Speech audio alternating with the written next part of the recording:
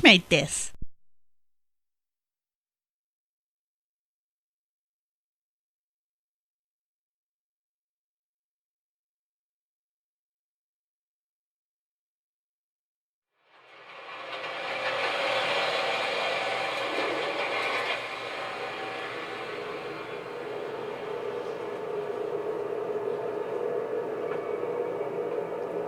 Ooh, he looks friendly.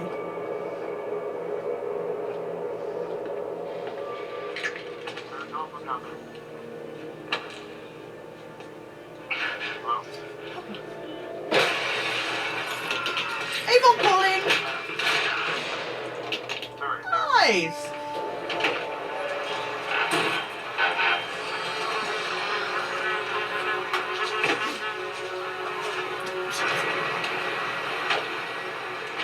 Detective? How you doing? I'm Aaron Dross. I call the Bureau. They said that you two have experience with these, spooky cases.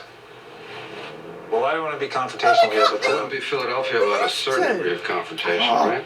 That's awesome. Look, all I'm saying is just because I call for a hand doesn't mean I'm looking to pass off this investigation to you. I'm sure I don't have to point out to you, Detective, that the FBI has jurisdiction over the murder of a federal employee. Have you tried? He's there, and his head is in a trash can here. Not even in the proper recycling, man. Both arms are gone, too. Must have been a sword or machete. The status and the deltoideus appear to be shredded from the torso, not severed, as do the other. You know, the homeless out there, they hate this guy, this cuddler. What? See him as a reason for them having to relocate out to the old Franklin Hospital. And when a medieval prisoner was drawing a quarter, it took 4 horses charging off in 4 directions at full speed to tear him This apart. was William Scully Jr. and Bill. Bill, I'm at a crime scene. Is everything okay? Are you still in Germany? Oh, my mom just had a heart attack. She's in ICU in DC. Ooh. Go. Yeah.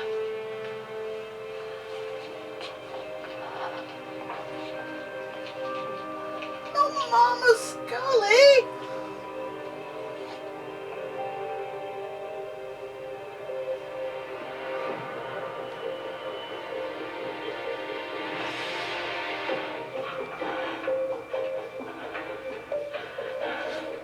Oh, that's what that dodgy contraption on Gillian was when they filmed.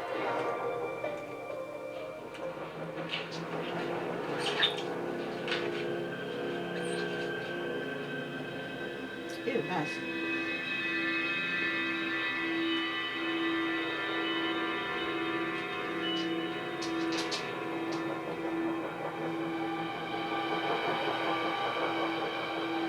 Yeah, my thoughts exactly.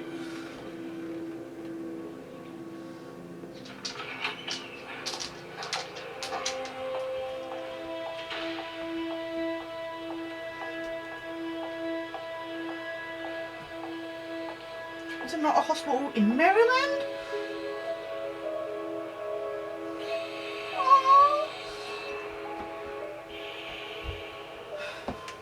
You can see I'm gonna love this episode. She didn't ask for me or Bill or her grandchildren. Just Charlie. The imaginary brother! Estranged? It's his friend. Hi, Mom. It's me, Dana. I'm here. I've been where you are. I know that Ahab is there. And Melissa. Oh, one breath. But Mom, I'm here. Bill Jr.'s here. Yeah, maybe don't stay.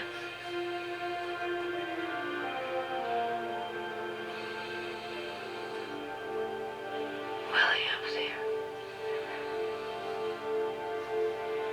And Charlie. And Matthew? What about Matthew?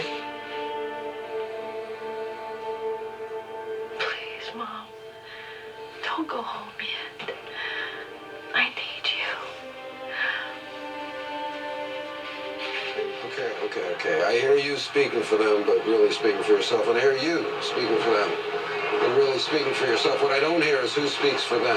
The Band-Aid Wow. knows, man. Mulder, your package is sticking out quite a way. Band-Aid Nose Man? What's that? That's the name of the artist? Who is that? You know where I can find him? She said that she wanted us to do everything that we could to keep her alive. Her advance directive is on the living will registry. Yes.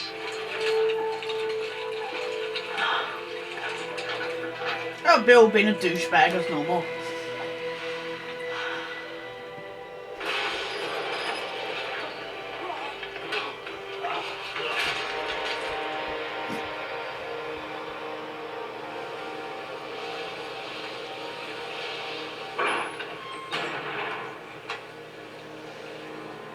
And that's how you take the trash out. Oh yeah!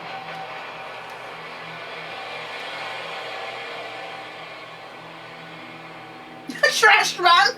I didn't, like, no! Just, what? I didn't think, oh my god. We not only have to honor the law, Dana, we also have to respect your mother's wishes. Yeah, but Mulder didn't give up on her once.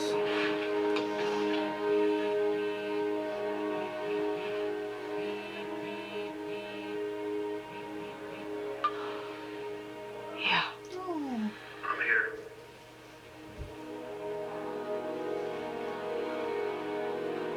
Of course he's there. He's always there, Scully. Right. Time to go to your new home. Everyone on the bus. Go. This is an injunction against this operation. With a spin on hand. Removing the tube. On our next exhale. Ready?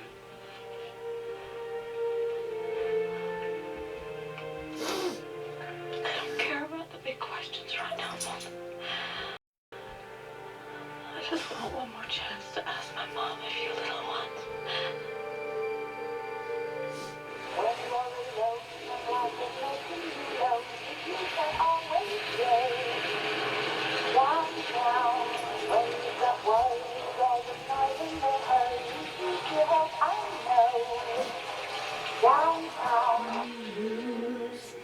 The lights so much brighter there. You can forget all your troubles, forget all your cares, and go down. Oh my god. Glen Morgan making awesome 60s songs evil since 1996. Jeez.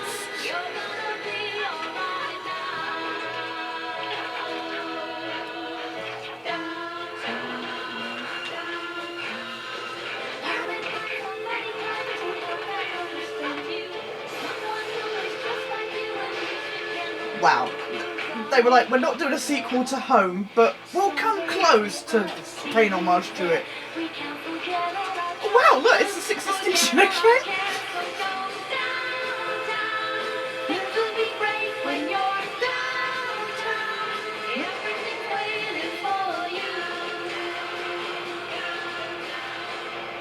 I mean, biogenesis, not 6th extinction.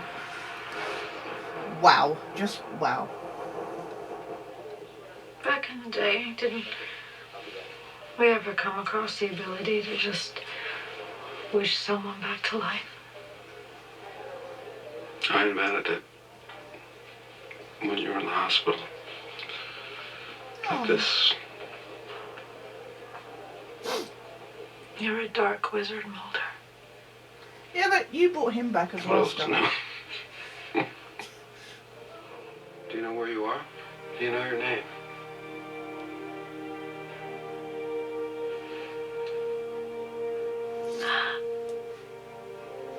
My son. His name Willie, too.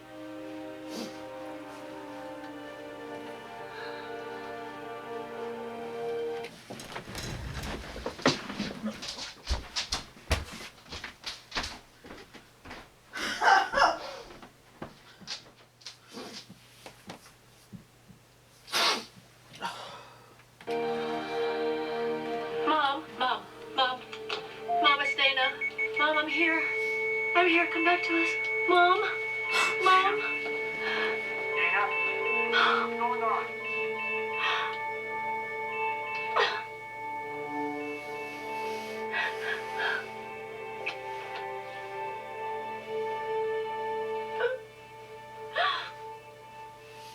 Look at your awful show. You're just mean. What the f...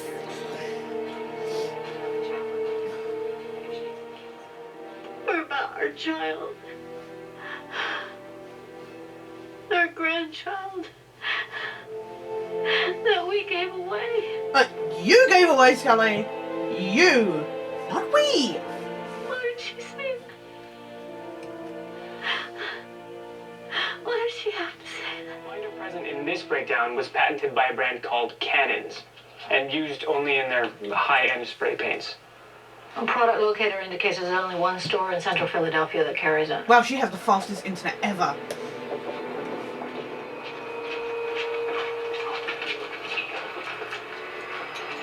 Federal agent.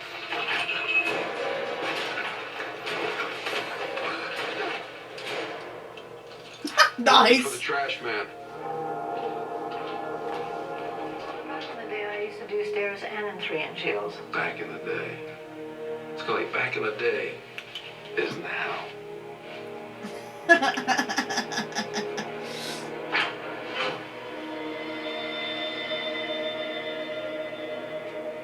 Nice, X. And why I wanted him.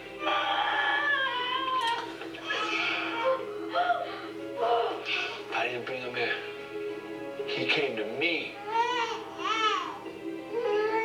But in the end, he told me what he wanted to be. All we do is hold a pencil.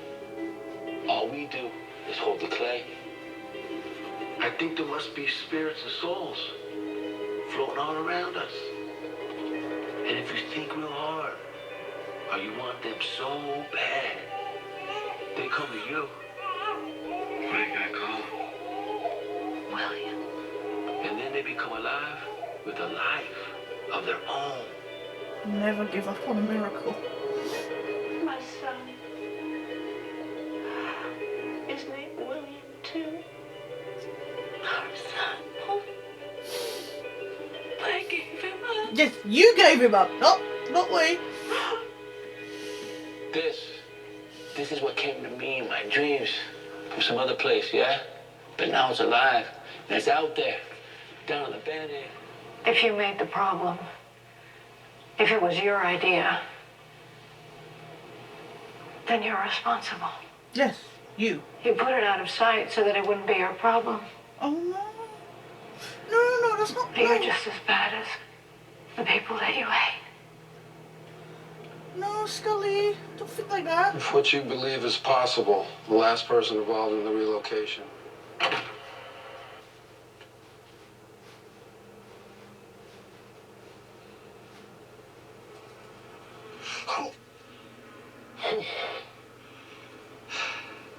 Wow, somebody cut a major one.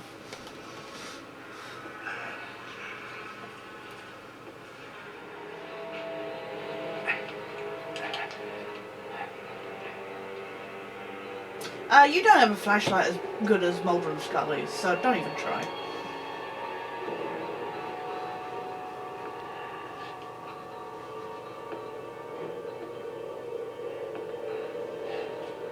Is that bile?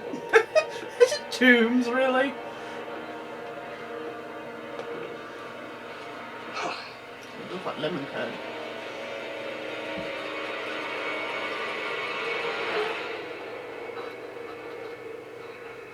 He's behind you.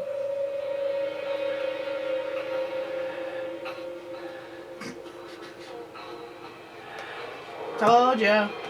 I've seen too many of these shows. It's always behind you.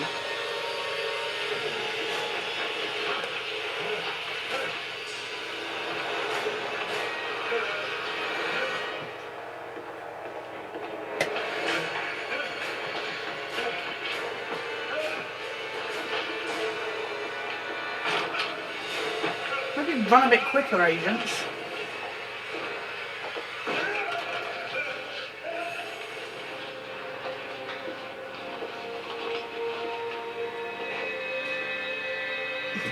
that's not remotely creepy. That's probably more evil than what he had.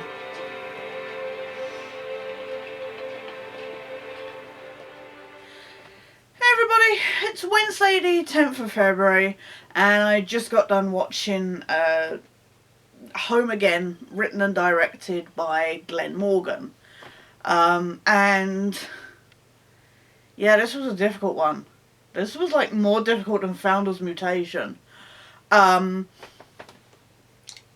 know what I said last week about, the funny ones happening before the sadness? Yeah, so, okay. Let's look at this as two separate things. We've got the case file, the trash man, and, I see so many, like, elements from other episodes, like Kaddish, and, I joked about the whole, trash disposal, from Biogenesis, and, even Mulder's, remark, his kind of, snark about, body parts not being in the right trash, reminded me of, a Twitter comment, which was on, in the, Exiles News's, best tweets of, I think it was, Biogenesis, where somebody did put, don't you hate it when body parts aren't put in the right, recycle bin. So it just made me immediately think of that. Now that happened after this episode was filmed, but it was just funny. I know it's a standard line, but it just seemed ironic that it turned up again. But it's an interesting. They're trying to.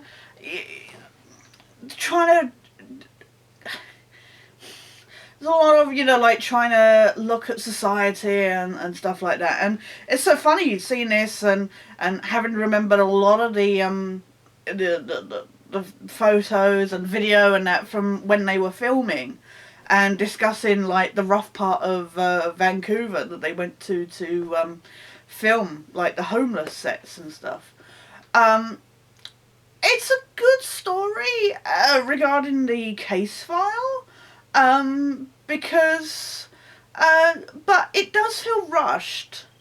I mean, I don't know what more they could have done with it. I guess because in a way it feels very, like, Kaddish.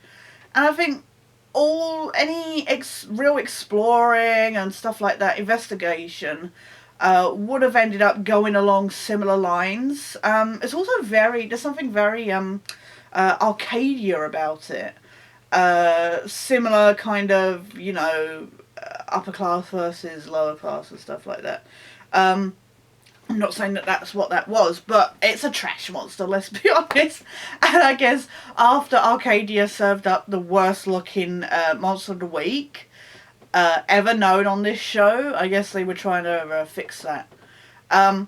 But this is a really good, strong episode. On both sides, on both parts, and it was interesting because Gillian Anderson's eldest daughter, well, she's got one daughter and 3 boys, isn't it? But anyway, her daughter Piper, who was actually the reason why Scully's abduction and One Breath happened, which I'll get to in a second. She actually did the artwork, a lot of the artwork that was in the trash man's den, apparently. And apparently that was one of those few days that Gillian Anderson turned up taking pictures of the set, because obviously it was her daughter's work. And I think that's really cool that Piper had that input, especially on this episode, because there are so many harkbacks to One Breath in this. It just seems befitting. And it's really cool, and it's really nice artwork. As somebody who does art myself, it was really cool art to see. Looking in the background, kind of thing. And the frontman of the band Rancid was in this, and for the time that he's in it, I really enjoyed his character. He's really underdeveloped, and he's kind of shoehorned in and rushed in, and you know, he has a big splurge of dialogue. But I enjoyed his character, and to be honest, I would have loved to have seen him in more of the episode to develop that character a lot more. But for the time he's on, I enjoyed it. But yes, let's get to the fun part of the episode. Maggie Scully's death. Now, the reason why this is a really emotional subject for me is Maggie Scully has always been one of those, like, you know, she's supported in the face of the rest of the Scully clan being, like, kind of really frowning upon Scully's choice to give up medicine to join the FBI and stuff. Maggie has always been supportive of her daughter, and more importantly, in the face of her eldest son Bill Jr. Being against Mulder. Hello, Shadow. Do you want to review the episode as well? She's always been supportive of Mulder. She's been like the mother-in-law. She's been more of a mother to him than his own mother was. She's just always been supportive of him, and that's been a big deal in this show, because, you know, I mean, it became this joke that she was more of a mother to William, actually, in season 9 than Scully was, which kind of seems unfair considering how emotional this episode is. But it's true. Let's be honest. Maggie was always being called on to look after William, and I just, you know, this is another. She needed to go, I guess, to really make this story work more. I mean, there's so many elements regarding. Oh my god. Okay. I'm sorry, I'm all over the place because this is a really emotional episode. It's kind of knocked me for 6. So I apologise for being all over the place. But, okay, I keep joking about Scully doing the whole "we gave up William," and I know I'm kind of being unfair on that because probably at some point, you know, they've agreed to both take that burden. But all the times that Scully does that whole "my baby" thing, and yet when it comes to giving up William, who she gave up without even consulting Mulder. I mean, Mulder had no clue about this until he came back in the truth, and even then Scully didn't tell him. Skinner told him. She's all, "we gave him up, we made that decision," and I'm like, but you didn't. It was you. And I know that's unfair to do, but it just really, I just find it really great, and particularly in this episode, that Paul Mulder is like just listening to her and let her speak and not really getting to say anything. And obviously he's going through his own stuff, which she left him because of. He's going through his own heartache, and you can see it on his face. And kudos to David Duchovny. I mean, obviously all the awards to Gillian Anderson on this episode. But just the slight nuances of Duchovny's face when she says certain things and that. And you can see the heartbreak in his eyes. And I just wish, because Maggie was such an important person to him. And I mean, my God, you know, when Scully was drugged up and aiming her gun at Mulder because she believed she couldn't trust him and that, who stood between them? Maggie. Maggie was the one that fought for Mulder, saying you can trust him, he, you know, this, that and the other. And Mulder's like quiet and everything and letting Scully get this off the chest. And this whole time she's going, "we gave him up." She's putting all this, a big chunk of responsibility on him. And obviously I don't want her to suffer, and I don't want her to take the full brunt. And like I say, I live in this little bubble where, you know, they've talked about it and they've both taken that responsibility. But I just feel like so much is being dumped on him, and he's not getting to voice his own heartbreak. He's going back to their house that she left, And he sat there looking at pictures of William and, you know, having these fantasies and stuff. And he's got nobody there to support him.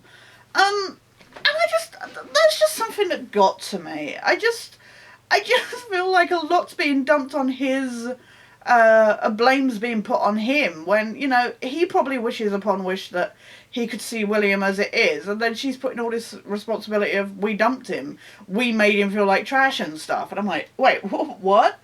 So that just got really to me, and I'm sorry for getting a bit, like, angry about that, but it just really got to me on that level. But, you know, I feel like there's an element of fan fiction here. I feel like I've read this story numerous times. I'm pretty sure I've written this story numerous times.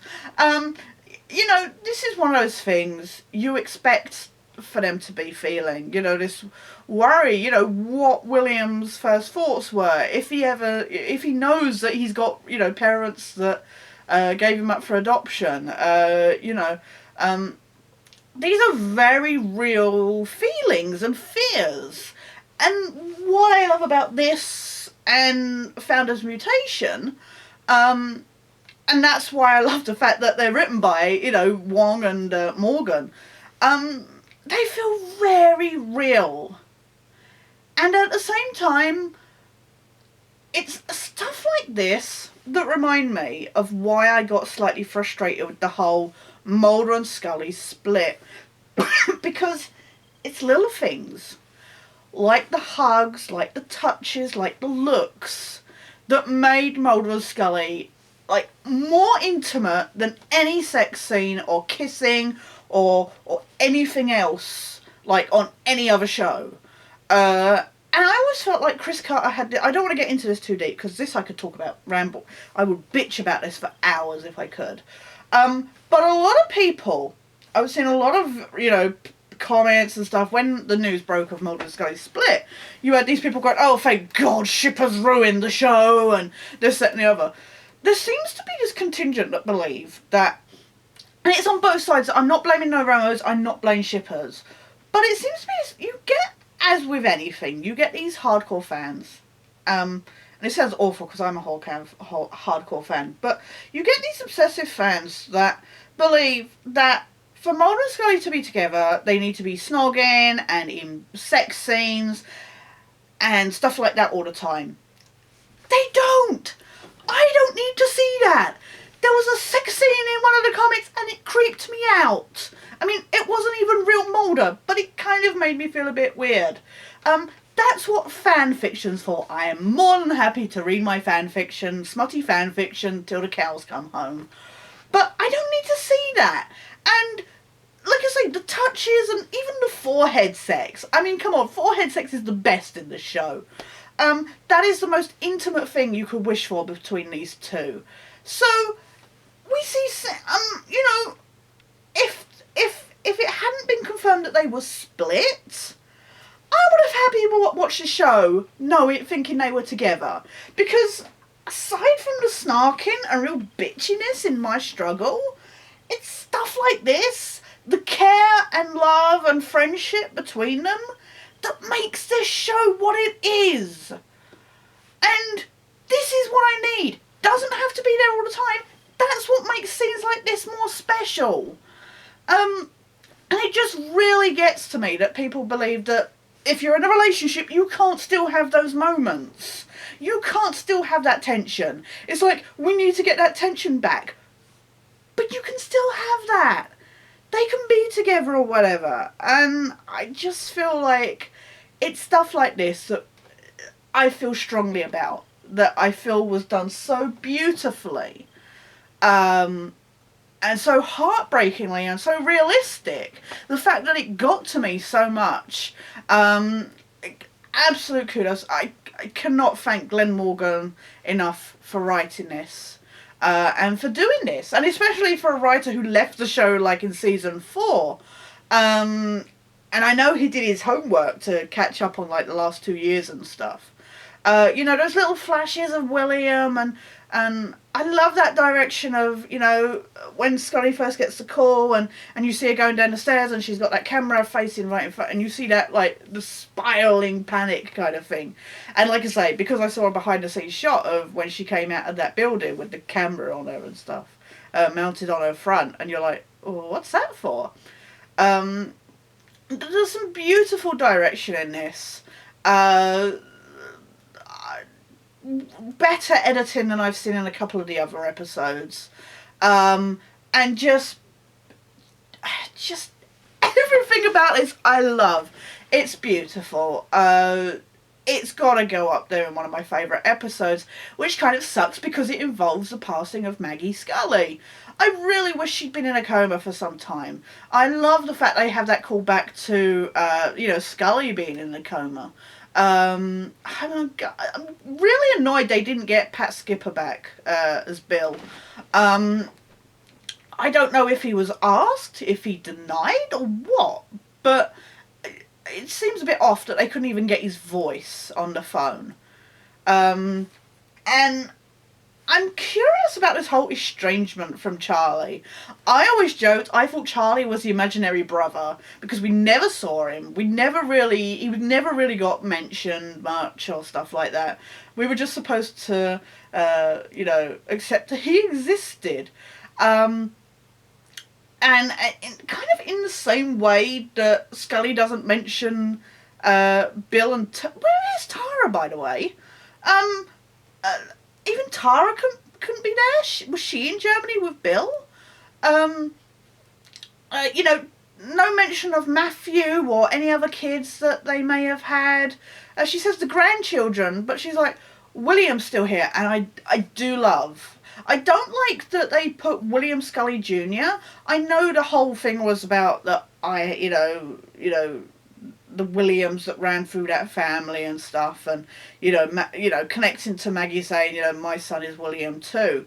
And I did find it important that she said it to Mulder, because again, it's that connection with Mulder that she had, because I always felt like she was really trying to, you know, she had so much more communication with Scully. To have that with Mulder meant a lot to me, personally.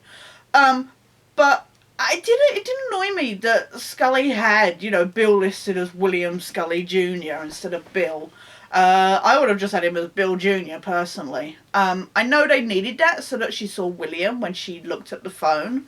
I did love that they had, you know, William come up when Mulder called. That was important for me. But yeah, it did annoy me that she had Bill as William Scully Jr. But yeah, it annoys me they couldn't get Pat Skipper back. Some random guy as Charlie, it was just like, okay. I haven't even looked up to find out who does that voice of Charlie. But so many elements here that I really enjoyed, and I feel like they all came together in the way they needed to, symbolically and stuff like that. It worked, and, you know, I feel it would have been, because they only had the 6 episodes, I know it would be nice to say this could have gone on for 2 episodes. But because of the 6 episode structure, they had to condense it. But to be honest, like I say, I feel like if more had been put into the case file, it would have dragged and been one of those more forgettable episodes. If you just had the Maggie story, again, that would have gotten too much. So I feel it's important that the 2 were condensed together. And yes, it feels a little crammed, but at the same time, not to the point of, not to its detriment. I didn't not like it as a result. So, personally, I'd give this a good... Did I like it more than Founder's Mutation? Yes, I did. I really enjoyed the case file. I did, but it was the same old thing. I mean, whereas Founder's Mutation had... I felt it developed the mythology a bit more with the whole children manipulation thing. That's a tough one. The whole Tulpa thing and that was a bit... Yeah. Okay, yeah, I gotta give it an 8. I gotta put it on the same level as Weremonster. I really enjoyed it. I'm so annoyed, like the Lone Gunman. It's just like, yeah, we want to give these characters an end, so let's kill them off. Yes, nobody can happily go off into the sunset and live their own lives. You must all die if you want to, you know, have an ending on this show. Just what the fuck? I know Sheila Larkin's getting on, but seriously. And kudos to Sheila Larkin. Thank you so much to her for coming back. That was so lovely. Miss Maggie so much, and I'm gutted she wasn't in the season finale of the series. You know, season 9. Sorry. But yeah, no. Please check this one out, but bring the tissues. Do bring the tissues. I'm sorry I've rambled on about this for a length of time. Like I say, I'm trying to get my thoughts in order. Because there's so much that I would love to talk about on this one. And so I look forward to doing a retrospective on it. Please, please check it out. The next 2 episodes are written by Chris Carter.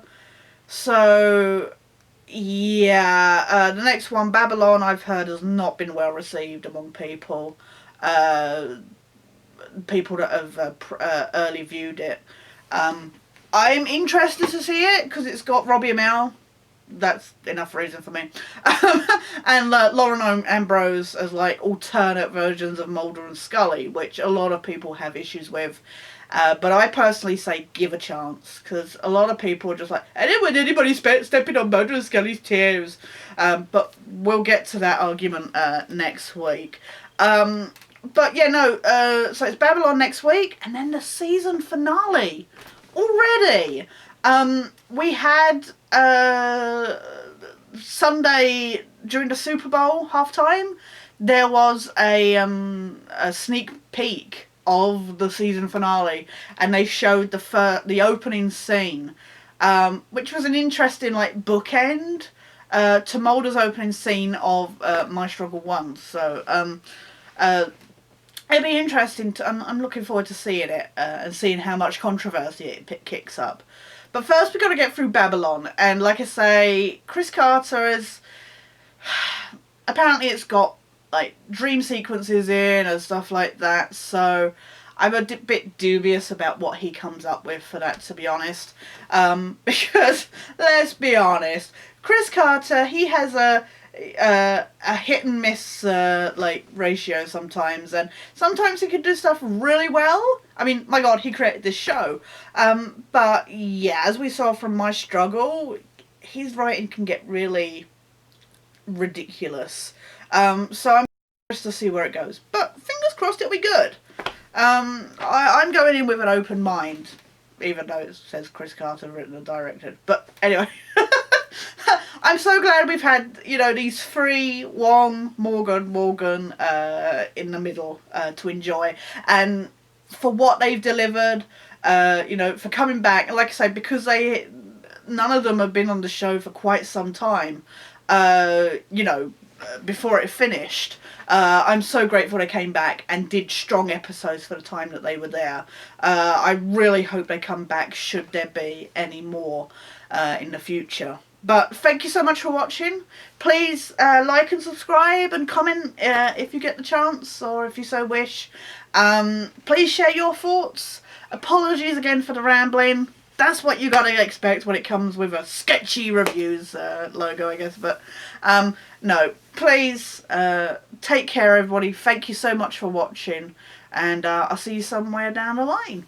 Well, next week actually, but see you later, guys.